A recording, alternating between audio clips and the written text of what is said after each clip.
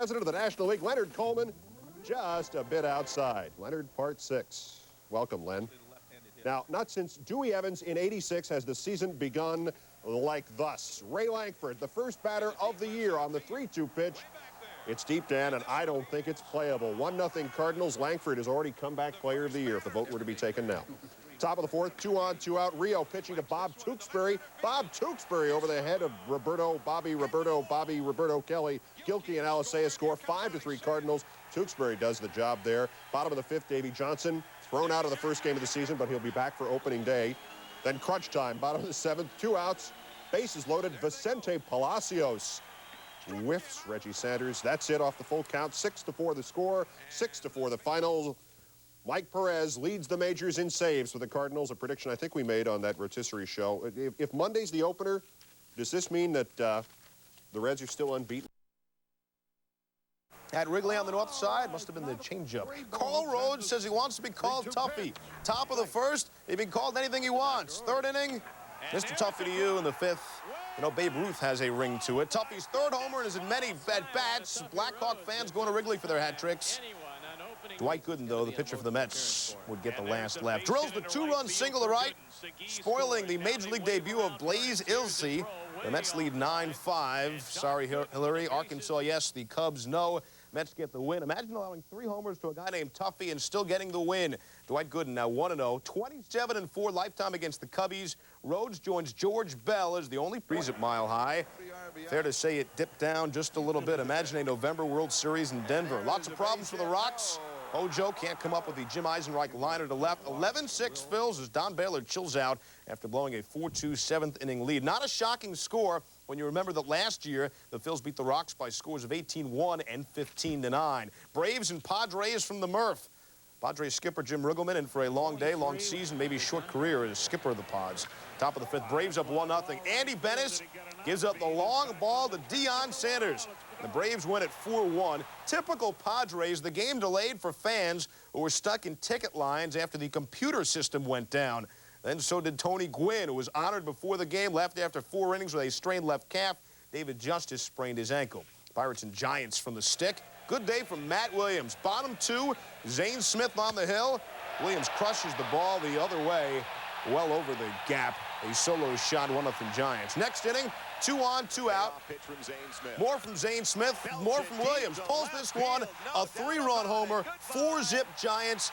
They go on for the 8-zip win. John Burke at 7 scoreless innings. Todd Benzinger a 2-run triple in his without Will Clark debut. Zane Smith now 0-9 against the Giants since 19. Well, imitation, little lollipop curve that falls over for a strike. And the Prez was witnessing history. Randy Johnson, a no-hitter into the 8th. Sandy Alomar ruins history. The single to right.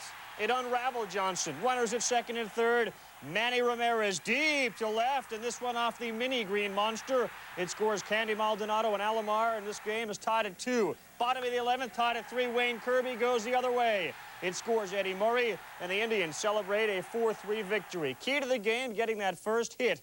Kirby said, once we got Johnson out of the game, we felt relieved and we got busy. Top 4 of the Tribe order had no success. Lofton, Vizquel, Baerga, Bell, 1 for 17.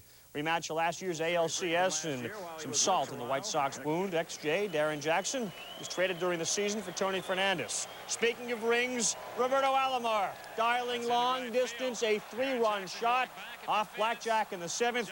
That was the difference, and the Jays cruise from there with their brand new rings. Rough one for Blackjack, 4 runs, 8 hits in 7 innings. Carlos Delgado, the shot of the day, a home run off the window of the Hard Rock Cafe. Big Hurt, 2 for 4, 2 bases loaded. Wade checks the wheels. He's ready to run. And Paul O'Neill also goes the opposite way. This off Kevin Brown, and Gonzalez goes back and can't get it. Boggs and Mattingly score. The Yankees have a 3-0 lead. To the 5th, and Danny Tartabull. Uh-oh, America likes that. It's gone. And the Yanks ride the home run out of the park with a 5-3 win. Give Jimmy Key the victory, 5-0 in openers, and more importantly, the bullpen's efficiency. Wickman and Hernandez has to be a confidence boost for the starters, and the loudest ovation of the day was for the Scooter, recently elected into the Hall of Fame. With pitch, which rhymes with wild. The runners move up and buckle up, everybody. One batter later, they're loaded, and Mitch Walks in the go-ahead run, 4-3 Expos. Then he walks the next batter. It's 5-3, and Mitch says, beg your pardon, I thought that was a strike. Astros rally, bottom 12th, down 5-4. Men on first and second. Ken Caminetti, deep to left. Just off the top of the wall. Finley scores to tie it. Jeff Bagwell comes around, and there's no throw. No throw to the plate. Mitch gets bailed out. Welcome to the world of the Wild thing, Houston. He got a huge ovation when he came in and was being booed by the end. Williams said afterwards, it didn't bother me. Maybe if I go out and give them something to cheer about, they'll cheer. Tied at 4 in the 10th. Kevin Mitchell, 3 straight strikeouts. Strike this, Rob Murphy, a mammoth shot to left. Thanks to that, the Reds go on to win it 5-4. Interesting story. Mitchell's grandmother was sitting in Marge Schott's skybox and sent her grandson a note during the game. It read, I'm looking right down on you, so get me a good hit. Love, Graham. An hour after the game, she still had tears in her eyes. Steve? To Fenway for the Sox and Tigers, Massachusetts native Nancy Kerrigan on hand. First pitch, well above the knees. Bottom of the 8th, game tied at 8. Mickey Tettleton, the pass ball. Otis Nixon scores. The Sox have speed, folks, and Sparky could use some defense and pitching to go along with all that hitting. Red Sox win it. Roger Clemens, off the bad year, had the strong spring, and then the weak opener in his club record 7th straight opening day start, allowed 8 runs in 4 2/3, but his mates took him off the hook. Royals and Orioles opening up the yards, and Baltimore doubles up Kansas City. First 4 hitters in the O's lineup, Anderson, Devereaux, Palmeiro, and Baines. Your stadium in all its glory. Charlie Huff, the elder statesman. How old? We'll have more on that in a little while. Jose Offerman, the plate. Grounds to right side. Charlie hustle. Okay, just get in the way. Bottom of the 8th, tied at 3. Mitch Webster on third. Jeff Treadway, the pinch hitter, does what he has to do. Goes deep, and deep enough to score. Webster, who tags, and the Dodgers go on to win it 4-3. In the game, the Marlins commit 1, 2, 3, 4 errors. Todd Morrell, a perfect 9th for the save. Jim got the win. A lot of talk about Darryl after the game. God saying the important thing for him to understand, Tom Powell's parachute. Pre-game ceremonies didn't open. He was taken to an area hospital. A full recovery expected. Dave Justice giving hitting lessons to Ryan Klesko. And Klesko listens. Kind of a golf ball shot. 1-0 Atlanta. Tom Glavine. Tom cruising. Bip Roberts. Sit, Bip. Glavine, 9 Ks, 2 hits, 7 innings, and this one turned into a laugher. Justice considering coaching. Braves win 5-1. They prove that they don't rebuild, they just reload. Lopez had 3 of the 14 hits for Atlanta. Blauser also 3 hits. Tom Kelly and pitching coach Dick Such. In for a long night. Former Twin Chili Davis, 3 RBIs, 2 on the broken bat single to center. The Angels up and early, and then it's not Robert Newhouse, it's Kirby with the double. Watch Bo Jackson chase it down, rotate, and then the relay. Rich Becker filling in for Mack. The play at the plate.